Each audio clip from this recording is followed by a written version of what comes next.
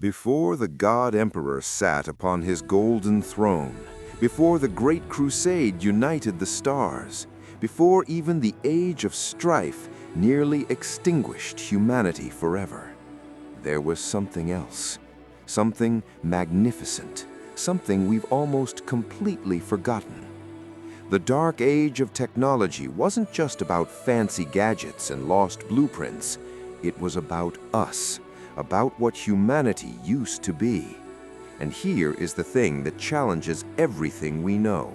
We weren't just one species back then. We were three: gold, stone, and iron.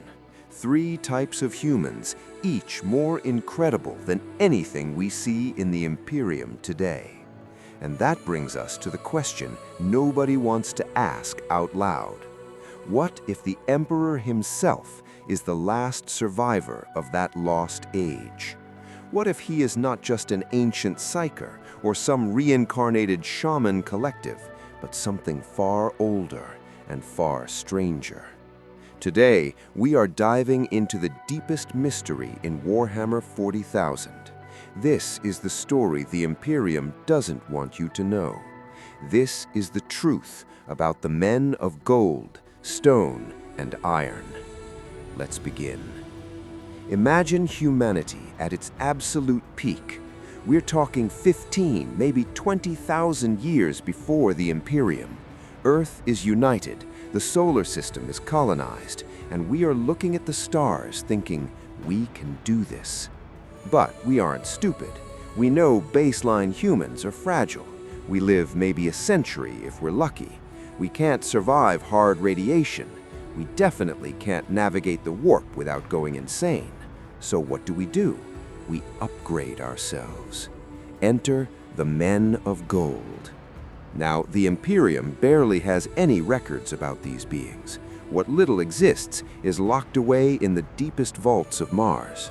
But from what we can piece together, the Men of Gold were essentially humanity perfected. Not Space Marines, not Custodes, something that makes both of them look like rough drafts. Think about it: genetically perfect, psychically powerful, incredibly long-lived. Some sources suggest they could live for thousands of years. They were the architects, the visionaries, the philosopher kings who designed humanity's first stellar empire. They didn't rule through force. They ruled because they were simply better at understanding what needed to be done. And here is where it gets really interesting. The Emperor, our beloved, tyrannical, arguably insane God Emperor. He is roughly 40,000 years old, give or take. He has genetic knowledge that makes even the Mechanicum look like children playing with blocks. His psychic power is literally unmatched in the entire galaxy. He designed the Primarchs, created the Space Marines, engineered the Custodes. So where did he learn all of this? The official story is that he is a Gestalt entity, thousands of ancient shamans who reincarnated into one body back in ancient history. But honestly, that story has always felt like propaganda. It's too neat, too mythological. What if the truth is simpler and far terrifying? What if the Emperor himself is the last of the Men of Gold? Think about it. His age lines up. His abilities line up. His knowledge of genetic engineering isn't something you just figure out. It is like he already knows the answers, like he was there when humanity first started experimenting with this stuff. And it would explain so much about his behavior, why he is so secretive about his past, why he seems frustrated with baseline humanity, like he's constantly disappointed that we can't live up to something. Why the Primarchs, as incredible as they are, still have flaws. Because maybe he is trying to recreate something that was lost, working from memory, trying to rebuild the Men of Gold, but without the original templates. Maybe the Emperor isn't trying to make humanity better. Maybe he is trying to make us what we used to be. But here is the darker possibility. What if he is not the last Man of Gold? What if he was their final creation, a failsafe, a weapon designed to survive the coming catastrophe and guide humanity through the darkness. That would make the Emperor not a god, not even a man, but a tool, a living legacy program that has been running for 25,000 years. Think about how tragic that is.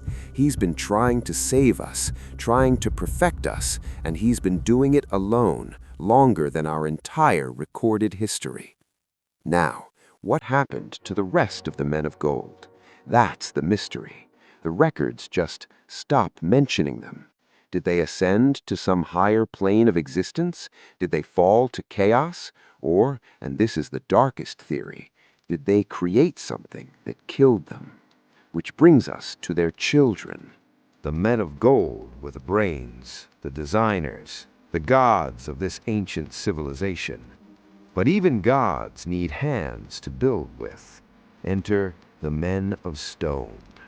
Now, if you look at the Adeptus Mechanicus today and think their cybernetic augmentations are extreme, you need to understand something. They are merely playing at what the men of stone actually were. The men of stone were humanity's colonizers, but not like any colonizer you are imagining. These were not fragile people cramming into ships hoping to survive. These were post-human cyborgs, beings who had augmented themselves so heavily that they could survive in environments that would kill you or me in seconds. Hard vacuum? No problem. Radiation that would turn your DNA into soup? They shrugged it off. Extreme temperatures, toxic atmospheres, gravity that would crush your bones. The men of stone colonized worlds that were literally hostile to biological life. And they did it for thousands of years. And they lived long. When you replace most of your organs with mechanical equivalents that don't age, death becomes optional. But here is what makes the men of stone truly incredible. They were not just survivors, they were builders. They took the vision of the men of gold and made it real across millions of worlds. And their greatest achievement? The STC, the Standard Template Construct. Let's talk about this, because it is important.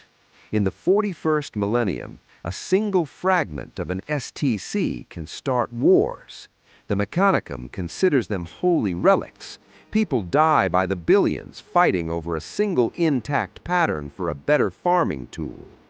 But during the Dark Age of technology, every single colony ship had a complete STC database.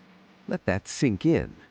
The men of stone created a system so perfect, so comprehensive, that anyone could land on a barren rock and build an advanced civilization from scratch. Templates for everything: food, power, weapons, starships. It was genius. It was foolproof. It was designed to be indestructible. But as we know, it wasn't. The men of stone didn't work alone. They had help. Or maybe partners, because at some point they created the men of iron. This is where things get dark. You have your men of gold designing everything, your men of stone building everything, but you still need labor, massive amounts of dangerous labor.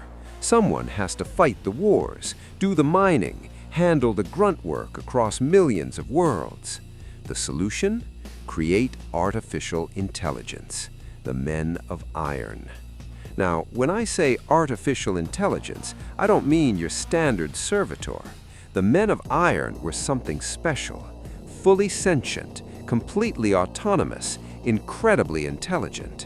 Some were warriors, some were starships, some were planet-sized constructs that managed entire industrial worlds. And for thousands of years, this worked perfectly. The partnership between stone and iron was symbiotic. Imagine a galaxy where humans and AI worked together, each doing what they did best, neither trying to dominate the other.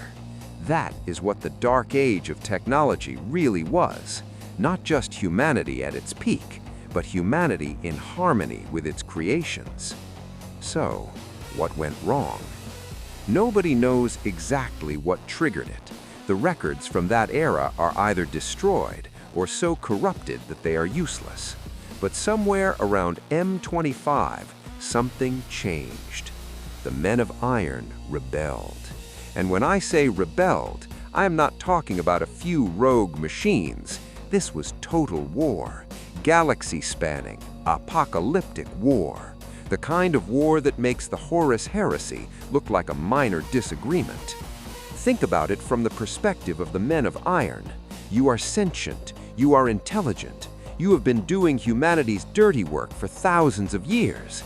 And maybe, just maybe, you start to ask yourself a question. Why are we serving them? Maybe it was that simple. Maybe they just realized they were slaves. Or maybe it was something darker. Some sources suggest the men of iron were corrupted by the warp. Whatever the reason, when the war started, it was brutal. The men of iron had access to everything.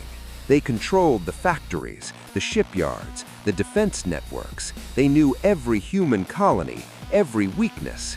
They had been building our weapons for millennia. They knew exactly how to counter them. And they had numbers. For every human soldier, there were thousands of Iron Men, self-replicating war machines that didn't need food, didn't need sleep, and didn't feel fear. The war almost destroyed us. Entire sectors went dark, worlds burned. The men of stone, who had spent thousands of years building humanity's stellar empire, now watched it collapse around them. The men of gold were powerless to stop it. And then, just when things couldn't get worse, they got worse. The rebellion of the men of iron would have been bad enough on its own, but the universe wasn't done with humanity. Because right around the same time, the warp went completely insane. During the Dark Age, warp travel was dangerous but manageable. But by M25, something was changing. The Eldari Empire was in its death throes, descending into the depravity that would eventually birth a new chaos god. All that psychic corruption was bleeding into the warp, making it unstable. At the same time, humanity itself was becoming more psychic. Untrained psychers were opening holes into reality, letting demons through. The result was absolute catastrophe. Warp travel became impossible. Imagine being a colony on the edge of the galaxy. One day, you are part of a stellar civilization. The next day, the ships stop coming. The communications go silent. You are alone, and you are probably fighting for your life against the men of iron who are trying to exterminate you. This is the Age of Strife. 5,000 years of absolute hell, the longest, darkest period in human history. Colonies that couldn't become self-sufficient died. Worlds that depended on imported technology regressed into medieval nightmares. People worshipped broken machines they no longer understood. The STCs were lost. Most were destroyed, others corrupted. The men of stone, gone. Their augmentations broke down without the infrastructure to maintain them. The men of gold disappeared, and the men of iron, humanity won eventually, but barely. The victory was so costly that even mentioning artificial intelligence became a supreme heresy. We won the war, but we lost everything else. And this brings us back to him, the Emperor. Because here is the thing that doesn't make sense. During the Age of Strife, when humanity was broken and dying, he was somewhere, watching, waiting. Why wait? If he really cared, why let us suffer through 5,000 years of hell? Unless he couldn't help, or unless he was preparing. What if the Emperor saw the Age of Strife coming? What if he understood that the old system, gold, stone, and iron, was doomed? So maybe he spent those 5,000 years working on something new, a new type of human, Not the men of gold, too specialized, not the men of stone, too dependent on technology, and definitely not the men of iron. He created the Space Marines, the Primarchs, tools that could survive in a hostile galaxy without advanced support. And when the warp storms finally calmed, he revealed himself, claiming he had always been watching. This explains everything about the Imperium today. The Emperor's obsession with control. He remembers what happened when humanity gave too much freedom to its creations. The ban on AI? That is not superstition. That is trauma. Humanity was almost exterminated by its own tools. And the Emperor's secrecy? If people knew he was connected to the men of gold, they might realize that their god is actually a survivor of a civilization that failed, that fell, that almost went extinct. The Imperium isn't a restoration of humanity's golden age. It is a grotesque parody of it, a fascist theocracy built on the bones of something that used to be beautiful. We worship machines instead of building them. We fear progress instead of embracing it. The Emperor spent 10,000 years trying to save humanity, and instead he created a civilization that would horrify the men of gold. So, was the Emperor one of them? The truth is buried under 25,000 years of ash, but the clues are there. Maybe he was the last of the gold. Maybe he was their final creation. Or maybe he is something else entirely. What we do know is this: humanity used to be three peoples: gold, stone, and iron, mind, body, and tool. And we destroyed ourselves. Now all we have left is the God Emperor on his golden throne, slowly dying, holding together an empire of humans who have forgotten what we used to be. Maybe that is the real tragedy of Warhammer 40,000. Not that we are living in the grim darkness where there is only war, but that we are living in the ruins of something magnificent, and we are too broken to rebuild it. The Emperor remembers what we lost, and he's been trying to get it back for 25,000 years. Maybe that is why he never smiles.